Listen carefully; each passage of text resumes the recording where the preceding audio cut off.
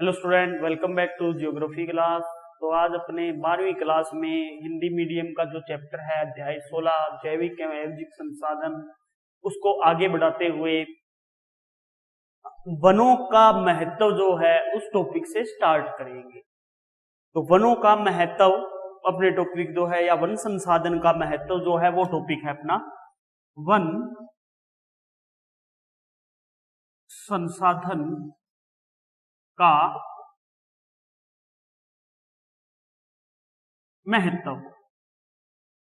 तो वन संसाधन का जो महत्व है इससे संबंधित जो है आज पढ़ना है। इससे पहले अपने वनों के बारे में पढ़ा, वन संसाधन क्या है, वनों के लाभ क्या है, वन विनाश के कारण क्या है, किस वनों का वितरण कितना पाया जाता है, किस प्रकार के वन पाए जाते हैं भारत में।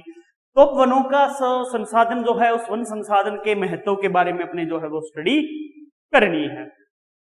देखिए, वन संसाधन के महत्व को अगर देखा जाए तो भारत में वन संसाधन जो है इस वन संसाधन का बहुत महत्व रहा है। प्राचीन समय से ही महत्व रहा है, वर्तमान में भी महत्व है।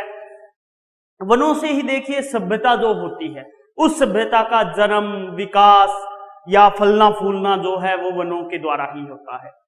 जहां कहीं वन नहीं है वहां विकास रुक जाता है। अगर वन नहीं रहेंगे तो मरुस्थल की स्थिति बन जाएगी और पृथ्वी जो है वो सर्वनाश की ओर बढ़ती जाएगी। वनों से प्रत्यक्ष रूप से और अप्रत्यक्ष रूप से अपने को लाभ प्राप्त होते हैं।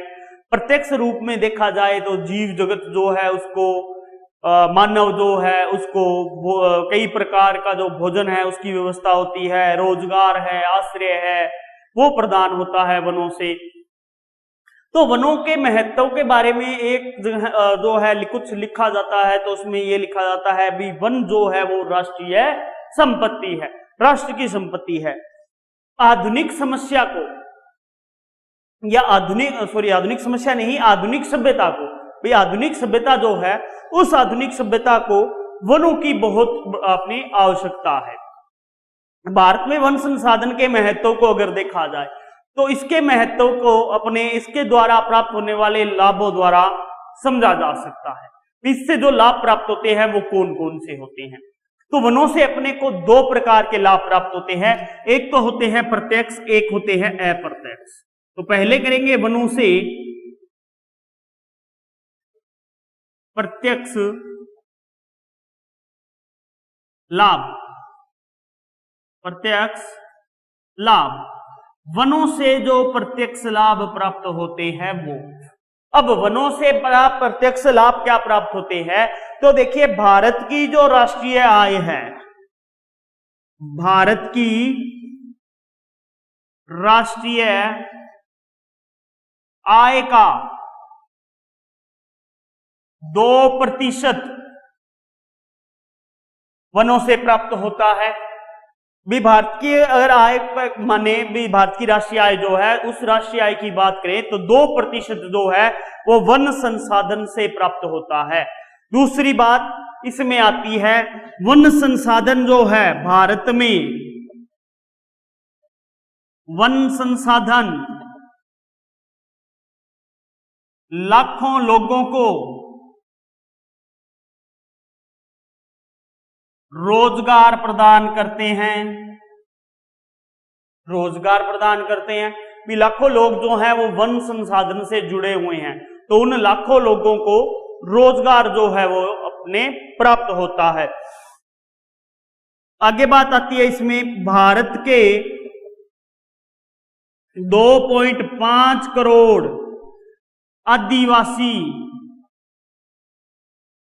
निवास करते हैं। यानी भारत में अगर देखा जाए तो 2.5 करोड़ जो आदिवासी हैं वो वनों में निवास करते हैं और इन वनों में निवास करके अपनी आजीविका को चलाते हैं, इससे इनमें निवास कर कर। इसके बाद बात जो आती है, भारतीय जो वन है ये वन 5.5 करोड़ पशुओं को चराने के लिए चारागाह प्रदान करते हैं।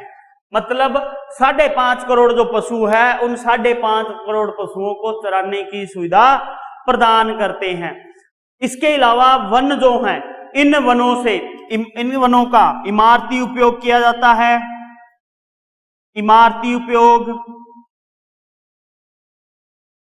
फर्नीचर,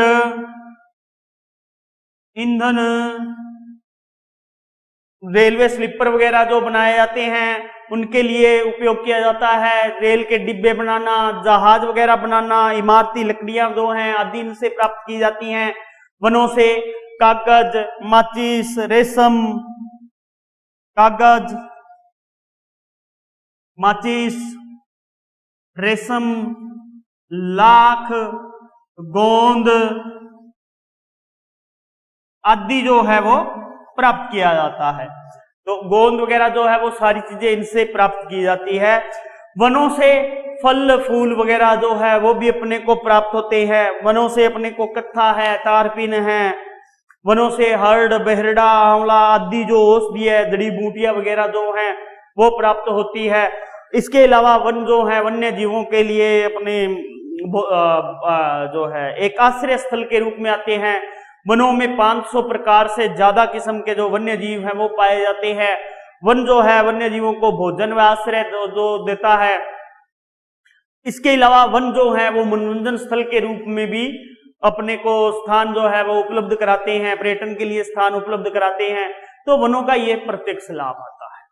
इसके बाद में आगे जो आते हैं लाभ वो आते हैं अप्रत्यक्ष लाभ, वनों के अप्रत्यक्ष लाभ। अब तो पहले थे वनों से प्रत्यक्ष लाभ, अब हैं वनों से अप्रत्यक्ष लाभ, यानी जो दिखाई नहीं देते। प्रत्यक्ष में तो जिसे हम महसूस कर सकते हैं, देख सकते हैं सिर्फ, यानी जो अपने सामने हो बिल्कुल, वो होता है प्रत्यक्ष। अप्रत्यक्ष कौन सा होता है? जिसे सिर्फ महसूस किया जा सके, महसूस कर सके, वो होता है अप्रत्यक्ष में। तो वन देखिए अप्रत्यक्ष में क्या करते हैं, वाष्पो उत्सर्जन के द्वारा, वाष्पो उत्सर्जन के द्वारा, वन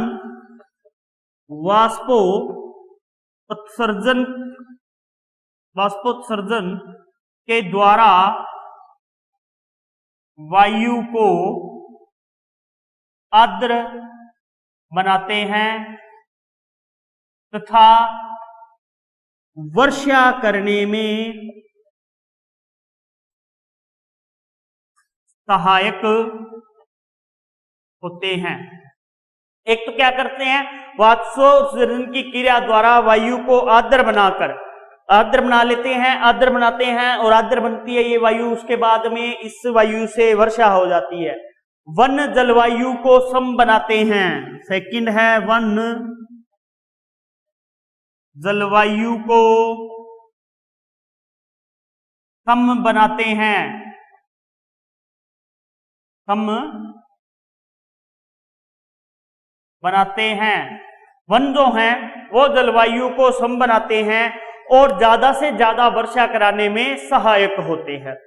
वन जो हैं वो जल को रोककर, या जल की जो गति होती है उस गति को धीमा कर देते हैं। वन जल की गति को रोककर धीमा कर देते हैं, जिससे मिट्टी अपरदन नहीं होता है, जिससे अपने भूमि अपरदन जो है वो नहीं होता,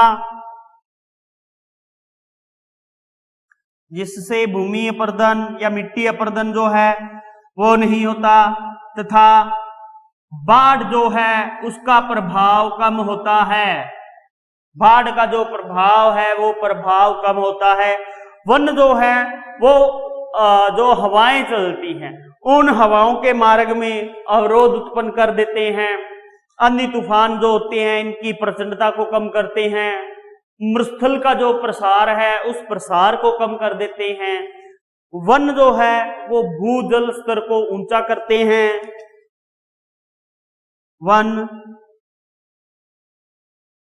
भूजल स्तर को ऊंचा करते हैं,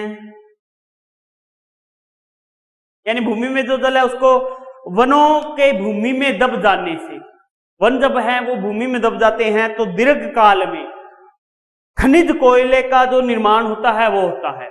वनों की जो पत्तियां हैं वो जो है मिट्टी में मिलने के कारण ह्यूमस और जीवांश मिलने से उसकी जो मृदा जो होती है उसकी उर्वरता बढ़ जाती है। वन जैविक संतुलन, सौंदर्य वगैरह जो है इनको अपना बनाए रखते हैं। वन वायु प्रदूषण, ध्वनि प्रदूषण जो है इनको कम करते हैं। कार्बन डाइऑक्साइड जो है उस कार्बन डाइऑक्साइड को वन जो है वो पौधे जो होते हैं वो भोजन के रूप में अपने प्राप्त करते हैं या ग्रहण करते हैं और उसके बदले में ऑक्सीजन जो है उसको अपने निर्मुक्त करते हैं, तो उससे अपने को लाभ होता है। इसके अलावा वन जो है वो हरित गृह प्रभाव जो होता है उस हरित गृह प्रभाव को रोकता है। भी मतलब यह है भी वनों से अप्रत्यक्ष लाभ के अंदर सारी चीजें जो आई हैं वो अपने देखिए जो अपने नहीं देखा जाता जिनका प्रभाव वो इसमें आती है, मतलब जिन्हें हम देख नहीं सकते लेकिन वो करते जरूर हैं कार्य। वर्षाग्राह्य में सहायक होते हैं, भी कार्बन डाइऑक्साइड को ऑब्जर्व कर लेते हैं और उसको निर्मुक्त कर लेते हैं, जिसको अपने ऑक्सीजन को जीवनदायिनी गैस प्राप्त करते हैं, हरित गृह प्रभाव को कम करते हैं। आपने देखा होगा अभी पेड़ों के नीचे जब कितनी भी गर्मी क्यों ना हो और जब पेड़ के नीचे जाते हैं तो वहां पे अपने को ठंडक महसूस होने लग जाती है, तो उससे क्या प्रतीत होता है, ये प्रतीत होता है भी वो वायु के अंदर अपने आर्द्रता मिलती है वहां पर पेड़ों के नीचे या पेड़ों के आसपास, तो पेड़ जो है वो वायु को आर्द्र बना के रखते हैं। तो ये कंडीशन जो आती है वो प्रत्यक्ष और अप्रत्यक्ष लाभ की आती है। अब प्रत्यक्ष और अप्रत्यक्ष लाभ के बाद आगे जो आते हैं वो आते हैं वन विनाश के दुष्प्रभाव। वन विनाश के दुष्प्रभाव, देखिए अपने लाभ प्राप्त कर रहे हैं अपने वनों से अप्रत्यक्ष और प्रत्यक्ष रूप में, लेकिन फिर भी जो है अपने वनों का विनाश करते हैं और वनों के विनाश करने की वजह से बहुत से जो अपने दुष्प्रभाव है वो अपने देखे जाने लग चुके हैं पृथ्वी के ऊपर। तो वनों का अगर ऐसे ही अपने विनाश होता रहा तो आने वाला जो समय है उस आने वाले समय में भी दूर नहीं है वो समय जब अपने यहाँ पर सारा पारिस्थितिक तंत्र जो है, जलवायु वगैरह जो है वो परिवर्तन हो जाएगी। तो वनों का महत्व समझते हुए प्रत्येक जो व्यक्ति है उसको वन जरूर लगा, पेड़ जो है वो जरूर लगाने चाहिए। ज्यादा नहीं, अपना जो जन्मदिन वगैरह बनाते हैं, कोई ऐसा उत्सव बनाते हैं, उस उत्सव पर आप एक आधा पेड़ लगाओ और उस पेड़ की सेवा करो और पेड़ को लगाते जाइए और बढ़ाते जाइए, उससे हरियाली मिलेगी, आपको तो मिलेगी लेकिन आपके आने वाली जो पीढ़ियां होंगी उन्हें भी मिलेगी। तो वनों का जो अपने कार्य करने का जो मेन मकसद है इस स्टडी के अंदर लाने का, वो मेन मकसद यही है कि प्रत्येक व्यक्ति को वनों का महत्व समझ आ जाए। तो आज से ही बना लेना मन, भैया एक पेड़ आपने लगाना है, वो लगा के रखना। तो अपने वन विनाश के अब दुष्प्रभाव है वो पढ़ते हैं। ये तो छोटी सी बात थी जो मेरे को अच्छी लगी, मैंने आपको बता दी। आगे आते हैं वन विनाश के दुष्प्रभाव। वन विनाश के दुष्प्रभाव। तो वन विनाश के दुष्प्रभाव जो हैं, इन वन विनाश के दुष्प्रभावों की बात करें तो देखिए वनों की मात्रा कम होने की वजह से, तो वन विनाश से जो वर्षा है उस वर्षा की मात्रा कम हो गई है और जलवायु जो है वो शुष्क होने लग गई है। पहला कारण क्या आता है? पहला ये आता है वन विनाश के कारण वर्षा की मात्रा कम होने से जलवायु शुष्क होने लग गई है। मतलब यह है भी अगर वर्षा नहीं होगी तो वर्षा नहीं होने से जो जलवायु है वो शुष्क हो जाएगी और शुष्क बननी स्टार्ट हो जाएगी। इसके अलावा वन विनाश से इस पर आश्रित जितने भी उद्योग हैं, यानी वन के ऊपर जितने भी अपने उद्योग आश्रित हैं, आश्रित उद्योग नष्ट होने लगे हैं। भी जितने भी इसके ऊपर आश्रित उद्योग हैं वो उद्योग अब नष्ट होने लग चुके हैं। जैसे इमारती लकड़ी का उद्योग है, ठीक है, फर्नीचर उद्योग है, रेलवे डिब्बे वगैरह का जो उद्योग है, तो ये उद्योग अब वन विनाश अगर इसी क्रम से होता रहा तो ये नष्ट हो गए हैं। और इससे जो लोग हैं उन लोगों के बेरोजगार होने से जो राष्ट्रीय आय है उस राष्ट्रीय आय में लगातार अपनी कमी होती जा रही है। वनों की कटाई से जो नदियों का प्रवाह है वो तेज होता है। क्या होगा इसमें? वनों की कटाई से नदियों का प्रवाह तेज हो जाएगा, का प्रवाह तेज हो जाता है और बाढ़ का प्रभाव दिखने लग जाता है, दिखने लग जाता है। पेड़ जब कट जाएंगे तो नदियां जो हैं वो अपने किनारों से बहकर मैदानी क्षेत्रों में बहनी स्टार्ट हो जाएगी और मैदानी क्षेत्रों में जब बढ़ जाएगी तो बाढ़ का खतरा वगैरह जो है वो बढ़ने लग जाएगा, भूमि का जो अपर्दन है वो होना स्टार्ट हो जाएगा। इसके अलावा वन विनाश से अपना जो भूमिगत जल स्तर है वो नीचे चला जाता है। वन विनाश से भूमिगत जल स्तर नीचे चला जाता है। भूमिगत जल स्तर जो है वो इससे अपने प्रभावित होता है। आंधी तूफान जो होते हैं उन आंधी तूफानों की अपने प्रचंडता जो है वो बढ़ जाती है। वन विनाश से इमारती ईंधन के लिए जो लकड़ी वगैरह अपने प्राप्त करते हैं वो लकड़ियां नहीं मिल पाती हैं। वन विनाश से वायु प्रदूषण जो है वो बढ़ता है, ध्वनि प्रदूषण जो है वो बढ़ता है।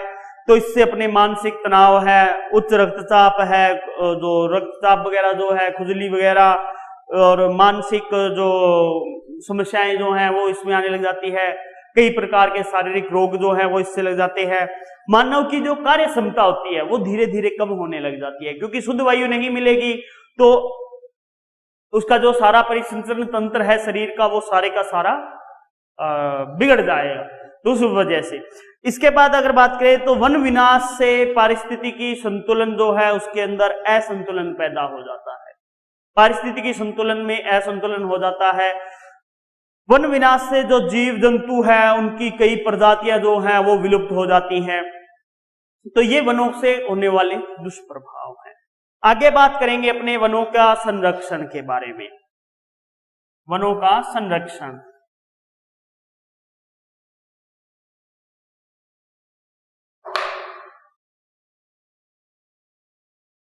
वनों का संरक्षण। देखिए, वनों के संरक्षण की अगर बात करें तो भारतीय जो संस्कृति है, भारतीय संस्कृति जो है, इस भारतीय संस्कृति में वनों का बहुत अधिक महत्व रहा है, बहुत अधिक महत्वपूर्ण स्थान रहा है।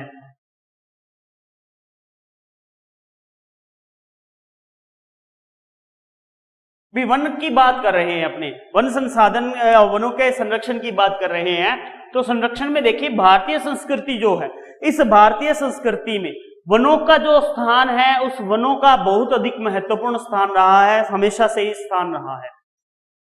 अब देखिए भारतीय संस्कृति की बात करें तो यहां पर वृक्ष को काटना तो दूर की बात है, अगर उसका पत्ता भी तोड़ लेते थे तो उसका पत्ता भी नहीं तोड़े, दूर कोई उनका पत्ता भी नहीं तोड़े।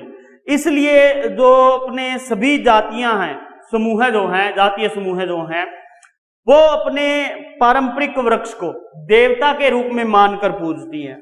और वो ये सोचते थे भाई अपने जो पारंपरिक ये देवता है, इसके अंदर जो पेड़ है, इसके अंदर ईश्वर निवास करता है। जैसे अपने समाज में बहुत से वृक्ष हैं जिनको अपने देवता के रूप में पूजते हैं, जैसे पीपल है, अशोक है, बरगद है, नीम है। तो ये अपने कुछ पेड़ है जिनकी अपनी पूजा करते हैं, जो मानव के हृदय के साथ में जुड़े हुए हैं प्राचीन काल से ही। और व्यक्तियों की जो भावनाएं हैं वो ये मानते हैं भी ये वृक्ष रूपी जो देवता है वो उनका साथ देते हैं।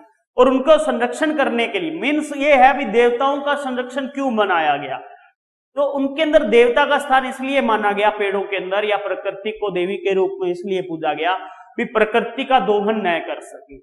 प्राचीन समाज की बात हो रही है। तो प्राचीन समय में देवताओं के रूप में इन्हें पूजते थे, तो पेड़ों को बहुत कम काटा जाता था, उनके पत्ते तकात बहुत कम तोड़े जाते थे। लेकिन अब संपूर्ण समय जब आया आधुनिक समय जो आया तो इसमें तो पत्ता छोड़ो, पेड़ का पेड़ ही गायब कर दिया। मतलब ये है अभी पेड़ का पेड़ ही गायब कर दिया, पर व्यक्ति ने सी तकनीकी, अगर उनसे जानबूझकर, प्राचीन समय में अगर जानबूझकर कोई पेड़ कट भी जाता था या पेड़ टूट भी जाता था तो वो उसकी जगह नए पेड़ लगाते थे। लेकिन आज का समाज क्या है, आज के समाज में पेड़ को काट दिया तो उसके स्थान पर कोई नया पेड़ नहीं लगाता। उसने अपनी जरूरत पूरी कर ली, दूसरे के लिए उसने नहीं सोचा। तो ये जो परिवर्तन जो आया, इस परिवर्तन के लिए अपने जो वनों का संरक्षण करना है वो जरूरी है। भारत में देखिए अगर बात करें तो संपूर्ण देश में तपोवन थे, जिनमें अपने ऋषि मुनि वगैरह जो थे वो जाके वहां पर तपस्या करते थे, साधु संत बैठ के तपस्या करते थे। महाभारत जैसा महान ग्रंथ जो है, रामायण जैसा जो ग्रंथ है, उनमें भी तपोवन की बहुत ज्यादा महत्व बताया गया है। और जो महान ग्रंथ की रचना जो है, महाभारत के बात कर रहे हैं तो महाभारत जो है इसकी रचना नैमिषारण्य वन था। उस नैमिषारण्य वन के अंदर व्यास जी द्वारा की गई थी। नैमिषारण्य वन जो है अशोक वन है, पंचवटी है, ठीक है। तो ये दंडकारण्य वन है जो आज भी अपने महत्वपूर्ण माने जाते हैं। तो भारतीय जीवन में इन सभी वनों का बहुत ज्यादा महत्व रहता है। तो अपने देखिए अग्नि पुराण जो है, उस अग्नि पुराण में एक कथन लिखा गया है। वो कथन ये लिखा गया भी एक पेड़ जो है, यानी अग्नि पुराण है जिसमें लिखा गया भी एक पेड़ 10 पुत्रों के बराबर है। मतलब भी एक पेड़ जो है वो आपके जो 10 पुत्र हैं उन 10 पुत्रों के बराबर हैं। इससे कथन से यह पता चलता है भी अपने पेड़ों का उस समय महत्व क्या था। भी उस समय पेड़ों को इतना महत्वपूर्ण माना जाता था भी एक पेड़ को 10 पुत्रों के बराबर मानते थे, उसके गुणों को। तो लेकिन अपने जो बढ़ती जनसंख्या है, औद्योगिकरण हुआ, इसके कारण वन विनाश जो है वो होता गया और निरंतर इनकी संख्याएं कम, वन विनाश की संख्या कम होती गई। तो इसको अपने रोकने के लिए जो भारत में बात की गई, अपने भारत में रोकने के लिए बहुत से कारगर उपाय बनाए गए हैं, योजनाएं वगैरह जो हैं वो चलाई गई हैं। लोगों को इसके लिए जागरूक करना चाहिए, जिससे क्या है अपने वन जो है उनको बढ़ाने में मदद मिले, वन क्षेत्र बढ़ सके जिससे। तो देखिए अपने प्राणी जगत की बात करें तो प्रत्यक्ष और परोक्ष रूप से वनस्पति पर निर्भर रहता है। स्वयं मानव जो है वो भी उपभोक्ता की श्रेणी में आता है। और ये जो मानव है, प्राणी हैं, ये वनों से बहुत से प्रकार के अपने जो चीजें हैं वो प्राप्त करते हैं, उनको प्राप्त कर अपना जीवन चलाते हैं। अब वनों के संरक्षण की बात हो रही है तो इसके अंदर एक बिहार का भागलपुर जिला है। बिहार के भागलपुर जिले में, भागलपुर जिले से 5 किलोमीटर दूर बिहार का एक जिला है भागलपुर। उस भागलपुर जिले से 5 किमी दूर एक धरहरा नाम का गांव है। धरहरा नाम का गांव है जिसने दुनिया के अंदर एक अनोखा उदाहरण प्रस्तुत किया है। वो अनोखा उदाहरण प्रस्तुत क्या किया है इन्होंने किया है भी इस गांव ने बेटी और वृक्ष को बचाकर, यानी इसने क्या किया, बेटी और वृक्ष को बचाकर सारी दुनिया में जो है एक बेजोड़ अनुकरणीय उदाहरण जो है इसने प्रस्तुत किया है, दृष्टांत प्रस्तुत किया है। अब ये जो अभियान है, इस अभियान में उस बिहार राज्य के मुख्यमंत्री जो हैं वो भी इसमें जुड़े हुए हैं। इसमें ये लोग करते क्या हैं, जब बच्ची का जन्म होता है तो उस बच्ची के जन्म पर, यानी लड़की का जब जन्म होता है तो उस लड़की के जन्म पर अमीर हो चाहे गरीब हो, सभी व्यक्ति अपने जीवन का जो परम कर्तव्य मानते हैं वो ये मानते हैं भी उनके जन्म पर एक पेड़ लगाना चाहिए। कई व्यक्ति जो है वो अपनी क्षमता के अनुसार एक पेड़ लगाते हैं, कई 10 लगा सकते हैं, कोई 25, कोई 30, कोई 50, भी जितनी उसकी क्षमता है उसके अनुसार वो पेड़ लगाता है। ये अकेली बात ये नहीं है भी उसने पेड़ लगा दिया और छोड़ दिया, वो उसकी नियमित देखभाल करता है, उसका नियमित प्रबंधन करता है और नियमित प्रबंधन कर उसकी सेवा करता है। अब जिस व्यक्ति के पास में जमीन नहीं है अपनी, वो व्यक्ति क्या करता है, जो गांव की ठाकुरबाड़ी है उस ठाकुरबाड़ी में पेड़ लगाता है और पेड़ लगाकर उसको प्रबंधन करता है, उसको पालता है, पोसता है, पेड़ को बड़ा करता है। तो बेटी और पेड़ संवारने के कारण, यानी इसने क्या किया, बेटियों को भी बचाया और पेड़ों को भी बचाया। तो बेटी और पेड़ जो है उन दोनों को संवारने के कारण इस गांव की जो महक है वो दूर दराज के क्षेत्र तक फैल चुकी है, इस धरहरा गांव की। तो ये दुनिया का सबसे अटूट एक उदाहरण है भी बेटी के जन्म पर पेड़ लगाना और उस पेड़ की देखभाल करना, नियमित समुचित प्रबंध करना, पालना उस पेड़ को। ये खासियत है इस गांव की और इस गांव ने वास्तव में ये एक उदाहरण दिया है विश्व स्तर पर भी अपने को क्या है, पेड़ लगाने चाहिए। अगर पेड़ लगाओगे तभी समाज बचेगा, तभी ये पृथ्वी बचेगी, मानव जाति तो है बचेगी, मानव समाज बचा रहेगा। इसके अलावा एक उदाहरण अपने को मिलता है राजस्थान में, राजस्थान के जोधपुर में। सभी को पता होगा कि राजस्थान के जोधपुर में कौन थे, राजस्थान के जोधपुर में अमृता देवी। ये जो है सबसे पहला जो उदाहरण मिलता है अपने को पेड़ों को बचाने का, वृक्षों को बचाने का, वो उदाहरण मिलता है अमृता देवी से। तो जब अपने जो राजस्थान में जोधपुर में पेड़ काटने के लिए वहां पर राजा ने सैनिकों को भेजा, तो जब वो पेड़ काटने के लिए सैनिक गए तो अमृता देवी ने अपनी बेटियों के साथ में अपना बलिदान दिया पेड़ों को बचाने के लिए। तब इन्होंने कहा था भी हमारे सिर के कटने से अगर पेड़ बचता है तो हमें कटना मंजूर है, पेड़ को कटना मंजूर नहीं है। तो इन्होंने सबसे बड़ा उदाहरण जो है वो दिया था वनों की रक्षा करने का या वृक्षों की रक्षा करने का। तो इससे अपने को जो है ऐसा कोई उदाहरण जो है वो विश्व में दूसरा नहीं मिलता भी लोगों ने अपना बलिदान दिया हो वृक्षों को बचाने के लिए। तो ये अपने वनों के संरक्षण से संबंधित बातें थी जो हो चुकी हैं। अब आगे जो आपने पढ़ेंगे वो पढ़ेंगे मत्स्य संसाधन। मत्स्य संसाधन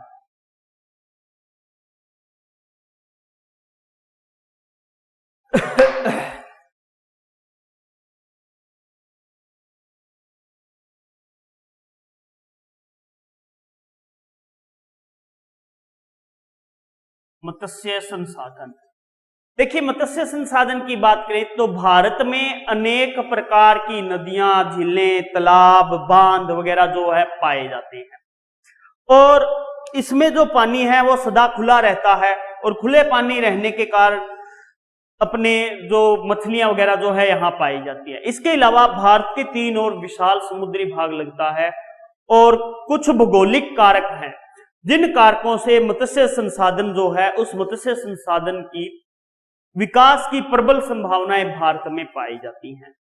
देश के जो अलग अलग भाग हैं उन अलग अलग भाग में लगभग 1800 प्रकार की प्रजातियों की मछलियां, 1800 प्रजातियां पाई जाती हैं मछलियों की। देश के जो विभिन्न भाग हैं उन विभिन्न भागों में 1800 अलग अलग प्रकार की प्रजातियों की मछलियां मिलती हैं। इनमें से कुछ जो किस्में हैं वो किस्में व्यापारिक स्तर के लिए या व्यापार करने के लिए पकड़ी जाती है। भारत में मत्स्य उत्पादन जो है, इस मत्स्य उत्पादन के योग्य संभावित क्षेत्र जो है वो केवल 25% क्षेत्र है, यानी योग्य संभावित क्षेत्र जो है वो सिर्फ है 25%। भी जहां पर योग्य रूप से मछलियां पकड़ी जा सके तो अपने मछलियां पकड़ने का ये है। और कुल अगर मत्स्य क्षेत्र देखा जाए या कुल मत्स्य उत्पादन देखा जाए तो कुल मत्स्य उत्पादन जो है मछलियों का वो 60% तो किया जाता है महासागर से। 60% जो है वो किया जाता है महासागर से और 40 जो प्रतिशत है वो किया जाता है आंतरिक जलाशयों से। आंतरिक जलाशयों से, यानी कुल मत्स्य उत्पादन की बात है ये, कुल मत्स्य उत्पादन जो किया जाता है भारत में। 60% महासागरों से होता है और 40% जो है वो होता है आंतरिक जलाशयों से। अब महासागरों से प्राप्त होने वाली जो मछलियां हैं, उन मछलियों में 70% जो भाग है, यानी महासागर से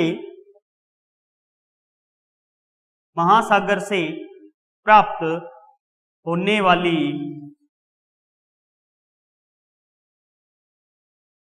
मछलियों का 70% पश्चिमी समुद्र तट से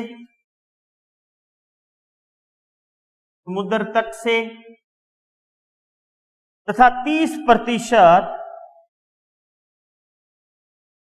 पूर्वी